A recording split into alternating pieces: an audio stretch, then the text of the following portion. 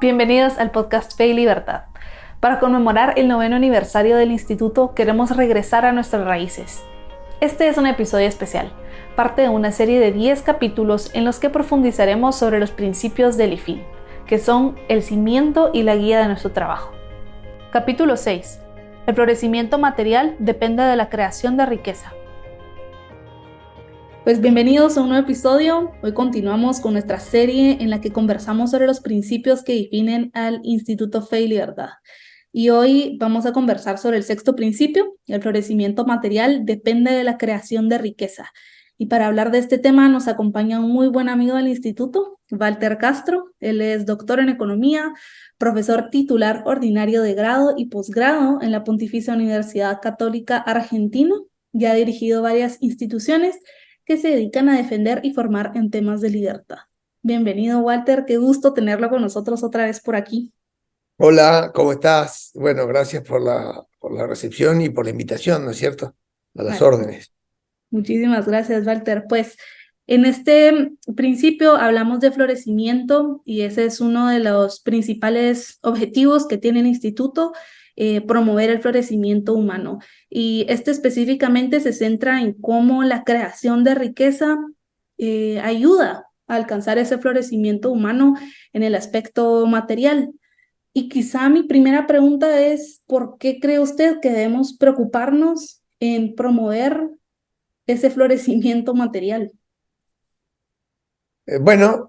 Fundamentalmente porque nos facilita medios para poder acabar en el florecimiento de la persona, en un sentido mucho más profundo, ¿no? Uh-huh. O sea, los bienes son herramientas, son instrumentos que acortan la consecución de nuestros objetivos, lo facilitan, lo ponen más cerca.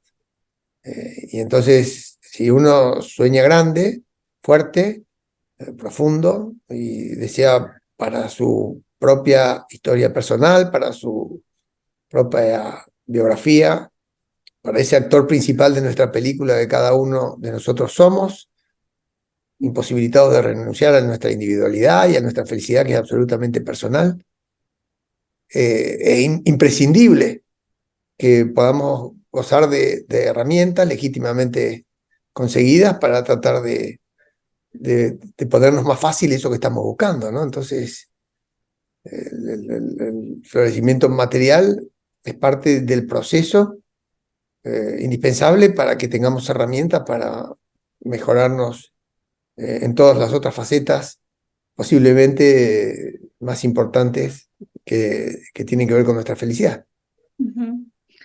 Y creo también, y es algo que se menciona en el principio del instituto, que esta creación de riqueza parte de un intercambio voluntario, ¿verdad? En el que las personas pues pueden expresar su naturaleza, pero también convierten transacciones que podrían ser un juego de suma cero o donde solo gane una parte, en transacciones que sean mutuamente ventajosas, en las que todo el mundo gane.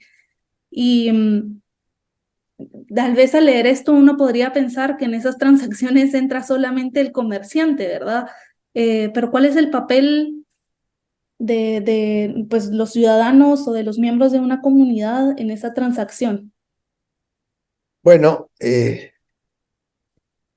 a ver cómo ponerlo de una manera clara, ¿no? Uh-huh. Es importantísimo que esos medios materiales o esas riquezas o esas herramientas o esa cuota de poder que necesitamos para llevar adelante nuestros proyectos de vida felicitarios sean legítimas, es imprescindible, ¿no? Porque justamente vivimos en una comunidad en donde hay un criterio de justicia que nos obliga a responder por nuestros actos y que de alguna manera también nos legitima por aquellas cosas que no fueron aprobadas por los demás. Entonces, un intercambio voluntario presume de estas dos cosas, de justicia, porque si es voluntario, las dos partes que intervienen unánimemente lo celebran y entonces es ley para las partes. Uh-huh. Pero en segundo lugar, porque cuando uno recibe algo en el intercambio a cambio de justamente otra cosa que uno entrega, entonces está legitimado para para gozar de la compra, de la transacción. Es decir, todo lo que yo tengo dentro de mi pequeño bolso de derecho de propiedad, a lo mejor es el fruto de un intercambio de bienes o de mi propio trabajo, que es legítimo, ¿no? Y es una cosa que otras personas aprueban y que están dispuestas a recompensar o a intercambiar. Entonces, los intercambios voluntarios en cualquier orden de la vida siempre son benéficos porque todos los que participan y arriban a ese consenso se sienten beneficiados por Ujú, esa sinergia que permite complementarnos con los otros. Un intercambio es eso, ¿no? Yo te doy algo y vos me das otra cosa y los dos sentimos que estamos mejor, por eso arribamos a ese intercambio. ujú, Y el intercambio puede ser de bienes, pero puede ser de respeto. Te respeto, me respetas, te saludo, me saludas, te pregunto cómo está tu familia, te preguntas cómo está mi familia, ujú, y los dos estamos mejor, porque el diálogo también nos enriquece, igual que cuando cambiamos bienes. Entonces, ujú, una sociedad voluntaria y libre es indispensable para que podamos enriquecernos de las aportaciones de los otros para con nosotros mismos y para que nosotros también podamos dar al resto cosas que la gente pueda probar en libertad y voluntariamente. Entonces, este principio que aplica para la socialización, porque todo el tiempo estamos intercambiando buenos oficios con los demás y gestos y predisposiciones y favores y sentimientos, bueno, también se traduce al ámbito material donde intercambiamos trabajo por salario o bienes por bienes o podemos... Y eso, en la medida que sea libre y voluntario, es justo. Y en la medida que sea justo, es legítimo. Y lo que recibamos justamente a cambio de lo que nosotros damos, y eso que damos viene del uso de nuestro talento, de nuestro esfuerzo, de nuestro compromiso con algo que hacemos y ese producido lo intercambiamos, bueno, eso es lo que nos permite seguir avanzando, generar riqueza material para tratar de tener bastones, ¿no? Sobre los que no apoyarnos apoyarnos para avanzar. Esas son las riquezas, ¿no? Un conjunto de bastones, ujú, eso, unas poleas. Sea, no termino de entender que nadie piense su vida felicitariamente como la acumulación de riquezas que buscaba el rey Midas, ¿no? Las riquezas son instrumentos para algo superior, pero imprescindibles. Y, y ese algo superior se busca en libertad. Y ese algo superior que es la felicidad se busca en libertad y lo hacemos también buscando la aprobación de los otros. Así que esa manera de interactuar, que es cataláctica, como dirían los griegos, eso es en medio de otras gentes en la comunidad, buscando su aprobación, o en medio de un mercado, también buscando de los otros su aprobación, o sea, ya sea porque nos contratan, ya sean porque intercambiamos. Entonces esas son formas genuinas y legítimas de ir edificando nuestro progreso material y personal y nuestra vida hacia la felicidad. ujú. Justamente escuchándolo, pienso que al usar nuestra libertad para estas transacciones, no solamente estamos generando riqueza y alcanzando ese florecimiento material, sino como usted menciona, sirve también para alcanzar esa plenitud que todo el humano busca. Es decir, necesitamos esa conexión con los demás, sentir que lo que estamos haciendo está haciendo, ayudando a nosotros mismos, a los demás, a nuestra sociedad. Es decir, que estamos siendo productivos y buenos. Como que hay una relación muy estrecha entre ese florecimiento material y el florecimiento humano y personal. Sí, claro, son todas cosas interconectadas y todas hacen al mismo conjunto de, al mismo conjunto de explicaciones, ¿no? O sea, si uno no procede de manera libre y voluntaria, Ujú, eh, si uno no respeta al otro, la pregunta clave es, bueno, ¿qué otra manera de relacionamiento habría? Y bueno, si no es de manera libre y voluntaria, acordada o consentida y sin respeto recíproco entre las personas, la otra forma que existe ya es violenta, ujú, es menos civilizada, es insociable, es que uno se adueñe o de los bienes o de la persona del otro. O sea, si nuestras relaciones no fueran libres y voluntarias, ¿cómo debieran ser de sometimiento? Y eso no creo que sea constructivo para ninguna de las dos partes, ni para el que termina siendo víctima y es esclavizado o despojado, ni para la persona que al fin del día es el autócrata que puede tener mucho poder, pero muy vaciado de sentido, ¿no es cierto? Porque sería el poder por el poder mismo, no el poder para ser uno mejor. O sea, La vida se piensa, la vida se piensa de una manera más desafiante si uno se propone ser mejor antes que estar mejor. Mm, Entonces, por supuesto, con más bienes materiales uno está mejor, pero solo si los aplica bien e intenta ser mejor. ujú, Al final del día se duerme tranquilo con la conciencia y se siente más pleno. Entonces, los bienes son herramientas indispensables para acelerar nuestro camino a nuestras concreciones, que todos buscamos y que todos queremos. Y esas concreciones felicitarias, últimas, inendosables, personalísimas, se construyen con los afectos que tenemos alrededor. Y no hay duda de eso, porque probablemente la mayor felicidad y la forma de completarse a uno mismo es con los afectos de las personas que sentimos próximas y a las que apreciamos y nos aprecian. Y ese intercambio eh, también es enormemente enriquecedor. Por donde vos lo mires, una sociedad libre, una sociedad de acuerdos voluntarios, una sociedad de intercambio de afectos, de respetos o de bienes, cualquiera sea, ujú. que no usa la violencia, que no usa el dolo, que no usa el robo, que no usa el sometimiento, que no usa la arrogancia. Bueno, son mecanismos siempre enriquecedores porque uno aprende fundamentalmente del otro.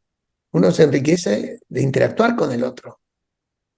O porque el otro te señala tus errores, o porque el otro te ayuda a entender mejor qué es lo que vos estás buscando, o porque el otro aprueba lo que vos estás haciendo. O sea, los ojos de los demás son espejos para nosotros mismos y es difícil pensarse fuera de una comunidad, fuera de una familia, fuera del entorno que está alrededor de nuestra familia, de nuestros vecinos, la gente que está del trabajo. Es difícil construirse a uno mismo sin los demás, muy difícil.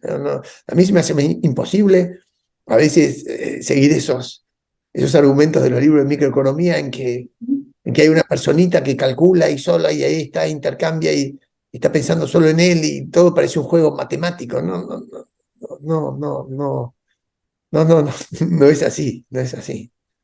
Eh, es imprescindible eh, darnos cuenta que la sociedad es eso, algo que se logra a partir de una convivencia pacífica, esa armonía que surge de acuerdos voluntarios en libertad, y sin la cual no habría sociedad, porque con violencia y sometimiento no hay sociedad, Claro, no hay sociedad. claro. Los que estudiamos economía sabemos que existe una cosa que se llama capital, Sí. y el capital es una acumulación, una estructura que te permite multiplicar el rendimiento de lo que haces. Claro. O sea, cuando uno ahorra e invierte y transforma ese ahorro y esa inversión en capital, lo que uno logra es valerse de productividad que aumenta nuestros beneficios y minimiza nuestros esfuerzos. O sea, una escalera te permite bajar más manzanas del árbol que saltando a cada minuto.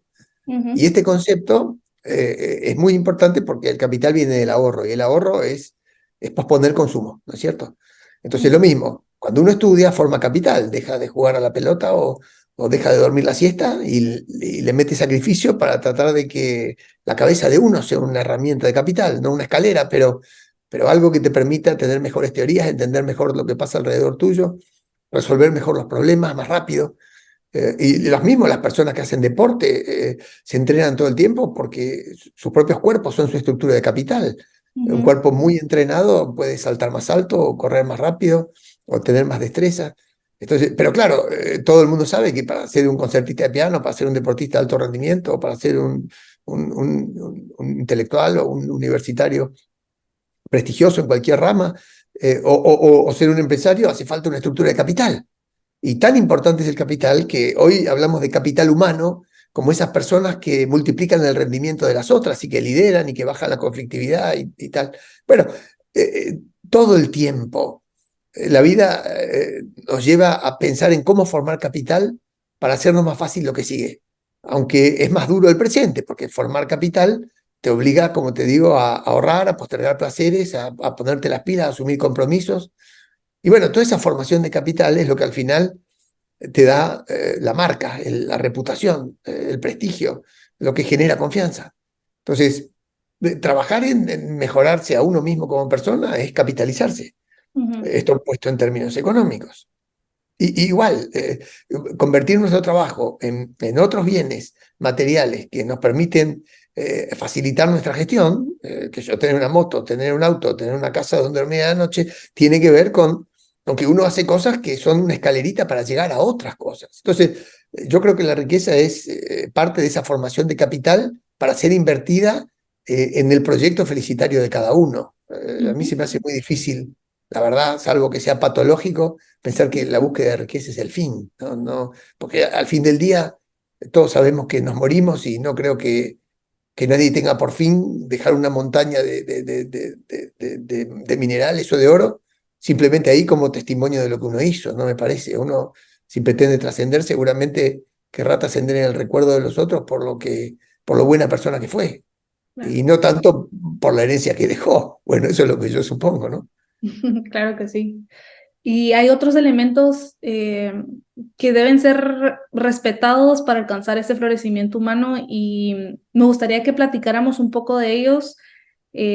Son los que nosotros hemos definido en el Instituto Fe y Libertad y el primero es la propiedad privada. Entonces, ¿cuál diría usted que es esa relación entre el florecimiento material y la generación de riqueza y la propiedad privada? La propiedad privada es, a ver, no sé cómo definirlo, ¿no? Porque uno diría, mira, es una convención, puede ser, es un Ujú. artificio, puede ser, es un derecho, ok, puede ser. Cualquiera sea la manera en que arribamos a la propiedad privada, la consecuencia es que la propiedad privada es como un recipiente en donde guardamos nuestro trabajo. O Sí. sea, ¿por qué tiene que haber propiedad privada? Porque tiene que existir alguna manera en la sociedad de guardar nuestro trabajo y que nos sea respetado más allá del día en que trabajamos. Si no existiera la propiedad privada, todo lo que cualquier persona hace, todo su esfuerzo, todo lo que se empeña y todo lo que produce, se evaporaría, porque no habría cómo traducirlo en otra cosa. Entonces, solo al existir la propiedad privada, podemos convertir nuestro trabajo de todos los días en algo que queda resguardado, acumulado, y que puede tener un uso en un momento distinto, ¿no es cierto? O sea, yo puedo convertir mi trabajo en ahorro y prestar ese ahorro o Ujú. invertir ese ahorro. O puedo convertir ese trabajo en mi auto o en mi moto o en mi casa o con el fruto de mi trabajo ser el dueño de mi dinero para pagar la educación de mis hijos o una cirugía de mi tía. Ujú. Eso es un vehículo muy importante, es un instrumento muy importante, porque si no existiese esa propiedad privada, solo habría lo que hace muchos, muchos años y antes de la evolución de esta institución, que es la propiedad común. Entonces, 8 personas cazaban un mamut y se repartían una pata para cada uno. Pero difícilmente podría haber habido alguna empresa que no tuviera que ver con juntarse 8 para cazar un mamut. Ni bien apareció la era de la agricultura, después de los cazadores y recolectores, fue imprescindible asignar una parcela de tierra para que alguien la cuide, para que alguien la siembre, para que se haga cargo de que eso florezca y cosechar sus beneficios. Ujú. Era la manera más práctica de generar riqueza para que luego fuera intercambiada y que todas las personas haciendo cosas distintas pudieran justamente beneficiarse con lo que hacen los demás a través del intercambio libre. Ujú. Entonces, sin propiedad privada no hay intercambio, sin intercambio no hay división del trabajo, sin división del trabajo no hay especialización, sin especialización no hay productividad. O sea, sin esta institución, difícilmente nunca saldríamos de la pobreza. Entonces, primero legitima que tu trabajo lo guardás de la manera que vos quieras y vos sos la dueña de tu propio producido. Producido Ujú. que no es caprichoso, es que los demás alguien te pagó por ese trabajo. En Claro. segundo lugar, que es la manera de disponerlo fácilmente para encaminarlo hacia otros usos, que lo podés hacer en el mismo momento o en otro momento o en otra etapa de tu vida. Ujú. O es un resguardo. Entonces se me hace muy difícil imaginar una sociedad sin propiedad privada, porque todo sería propiedad común y el incentivo de la propiedad común nunca lleva a trabajar un poco más por las dudas, porque al fin de cuentas todos tenemos un bichito economista dentro y Ujú. nadie podría toda su vida trabajar todo el tiempo para repartir todo lo que gana, salvo que efectivamente fuera un santo. Y en Ujú. esos casos particulares está bien entendido, un santo trabajaría toda su vida en favor de los demás y sin preocuparse nunca en absoluto por la propiedad privada. Pero la tierra no está llena de santos, está llena de personas como nosotros, que somos todos falibles, mediocres, imperfectos, y que necesitamos encontrar mejores soluciones y mejores instituciones para convivir pacíficamente y tratar de ayudarnos unos a otros o cooperar de una manera un poquito menos menos, a ver, ¿cuál sería la palabra justa? Menos heroica o menos magnánima. Ujú. Eh, es muy difícil aspirar a que el mundo mejore solo con santos, porque no tenemos la capacidad de serlos.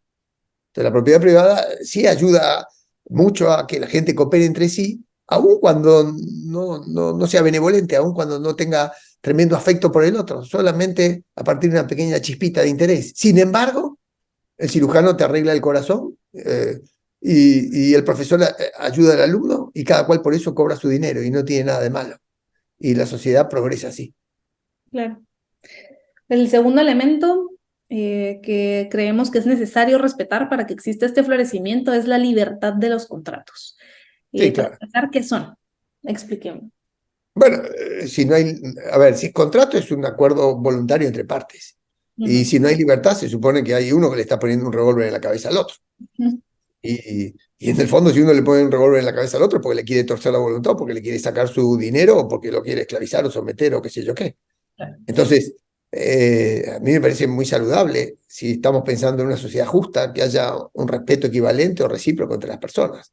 Y no hay ningún respeto si uno ejerce la violencia sobre otro. Así que porque la violencia genera violencia y el respeto genera respeto. Así que una sociedad que respeta la propiedad privada o la manera de ser feliz de cada otro sin que haga daño a los demás, al fin del día termina permitiendo esas sinergias propias de cualquier clase de intercambio, ya te digo, o de un diálogo, o de un intercambio de afectos, o de un intercambio de respetos, o de un intercambio de bienes, da igual. El acuerdo libre y voluntario, los contratos, son la manera civilizada de salir de los mandatos.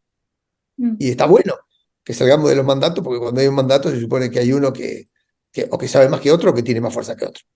Entonces, a mí me parece totalmente genuino e indispensable que apuntemos a que las personas puedan decir no a lo que no quieren hacer y que se puedan comprometer a lo que sí creen que pueden hacer y una vez que se comprometen, hacerse responsable de lo que se comprometen, porque si no, la institución se cae, ¿no es cierto? Así que el contrato es ley para las partes y lo que contratás voluntariamente debe ser respetado por las dos partes. Excelente. Y por último, el Estado de Derecho. Y bueno, ahorita en Guatemala es un concepto que se escucha mucho y que tal vez no está tan bien entendido, así que creo que usted nos hable y nos explique un poco de esto, creo que podría traer mucha luz para el país. Bueno, no, me parece que es un poco exagerada el deseo de que yo pueda echar luz con esta aclaración. Esto está escrito en muchos lados y por gente muy capaz. Dice, el Estado de Derecho es la ley por arriba de la cabeza del gobernante. Ujú. O sea, hasta que hubo Estado de Derecho había un monarca absoluto que, legitimado por múltiples formas, o por poder, o por la divinidad, o por lo que se presumiera, era capaz de hacer él la ley. El Ujú. Estado de Derecho revierte las cosas y la ley es general, igual para todos, y está por arriba de la cabeza del gobernante. Entonces hay Estado de Derecho cuando la ley está por arriba de la cabeza del gobernante y cuando la ley es general para todos. Esto modernamente lo entendemos como constituciones. Y esas constituciones modernas, a partir del siglo XVII, XVIII, XIX, ¿ok? 17 me fui muy atrás. Ujú. Esas constituciones siempre tienen dos partes. Una parte que es la que limita el poder, justamente para los que tienen el poder no abusen de él, y por eso es que hay división de poderes como un artificio republicano muy importante para que podamos defendernos de de esa lógica propia del poder, que es que siempre tiende a concentrarse y siempre tiende a absolutizarse y siempre tiende a corromperse. Ujú. El poder en la sociedad tiene una fuerza que lo lleva sobre sí mismo a esas tres cuestiones. Entonces, la división de poderes o la constitución es un artificio para justamente impedir a los que manejan las palancas del poder, o sea, los gobernantes, y se adueñan de los monopolios de la fuerza que tiene el Estado, de que no lo puedan ejercer en contra de los individuos. Ujú. Es una defensa en favor del individuo para que ningún monarca absoluto le vuelva a imponer su voluntad, o también para que la mayoría no le vuelva a imponer su voluntad. Esta es la gran revolución de, de la modernidad. O sea, las democracias constitucionales y los mercados libres. Eso es Occidente. Y el Estado de Derecho es la forma que nosotros, jurídica, que hemos encontrado para organizar una sociedad en donde la ley esté por arriba de la cabeza del gobernante. de turno, y que la ley sea igual para todos, o sea, que asegure igual trato para todos. Entre esas garantías, por supuesto que hay la inviolabilidad de la propiedad privada, las declaraciones totalmente libres de las personas, que no pueden ser cercenadas con censura ni controles previos. Por supuesto, la libertad de transitar, de hacer, y el legítimo derecho al debido proceso. Es decir, nadie en el gobierno te puede privar de un debido proceso que te garantice judicialmente una acusación, las pruebas y una sentencia imparcial. Todas esas son conquistas del liberalismo, todas estas son conquistas de la modernidad, todo eso viene en un combo que se llama democracia constitucional y libre mercado o mercado, y antes no era así. Y antes no era así. Entonces, ese Estado de Derecho debe ser defendido, porque siempre está el atropello de aquellos facciosos que quieren adueñarse de la piñata estatal para instalar sus deseos, ejercer su poderío y su idiosincrasia sobre los demás, y muchas veces para hacerle exacciones y transferir recursos entre sus amigos, que eso es el mercantilismo. Así que hay que estar muy atento. El Estado de Derecho es la forma genuina en la que se puede conseguir una sociedad más armónica, donde las personas se respeten entre sí, pero sobre todo donde todos tengan igual trato ante la ley. Y eso es una forma civilizada de mejor convivencia y de más progreso. Así es que donde vos veas que hay un gobernante que se adueña del monopolio de decir el derecho, que se adueña del monopolio de la fuerza, que se adueña irresponsablemente del monopolio de emitir dinero, que se adueña del monopolio de poner impuestos que no son razonables y que la sociedad no puede soportar, ahí no hay Estado de Derecho. Ahí no hay Estado de Derecho. Donde se pierden las libertades, no hay Estado de Derecho. Libertades iguales para todos, inclusive para la más pequeña de las minorías, que es el individuo. Gracias por esa explicación, aunque usted diga que no, creo que sí estuvo bastante, seguramente servirá a muchas personas. Estuvo muy, muy clara. Muchísimas gracias, Walter, Le agradezco. por la explicación y también por acompañarnos. Antes de despedirnos, porque ya hemos llegado al final, quisiera preguntarle si hay algo que no hemos mencionado y que cree que es importante para entender el tema que hemos discutido hoy. Seguro que dejamos de mencionar muchas cosas, ¿no? Sí. Nuestras cabezas son bastante chiquitas y no siempre están en condiciones de imaginar todo lo que nos falta, que es la mayoría de las cosas, ¿no? Si hubiera una última cosa por decir, es que todo esto que dijimos no es una teoría, no es una teoría. Todo esto tiene sentido y cobra vida en la cabeza de las personas cuando lo entienden, pero sobre todo en los corazones de las personas cuando lo ejercitan. Entonces, las explicaciones no son las explicaciones de libros escritos por gente que entendió muy bien el problema y que son clásicos de la literatura y que nos alumbran el camino. No son solo hojas de libros, no son solo teorías para entender lo que nos pasa.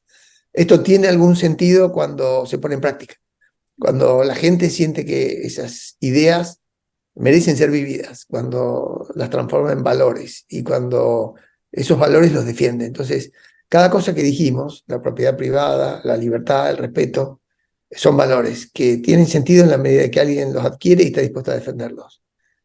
Si no, son palabras que se escriben en el agua y que se pierden. Así que si yo anhelo algo es que esto no se sienta o no se tome como nada, con la pretensión de una charla magistral de estos temas, tomando por supuesto de fuente libros muy bien escritos por otra gente que lo hizo mucho antes que nosotros, sino que esta charla se tome como una provocación para ver si todos y cada uno en nuestras vidas sentimos que estas cosas son valiosas. Porque si no sentimos que son valiosas, difícilmente las defenderemos. Y si no la defendemos, la vamos a perder. Y me parece que ese es el final. Muchísimas gracias, Walter, por acompañarnos en este episodio, por estar con nosotros en el podcast y esperamos tenerlo pronto nuevamente. A las órdenes, saludo para todos los amigos en Guatemala. Muchísimas gracias. Gracias por acompañarnos en este episodio especial del podcast Fe y Libertad. Suscríbete a nuestro canal, síguenos en redes sociales y cultivemos ideas para florecer.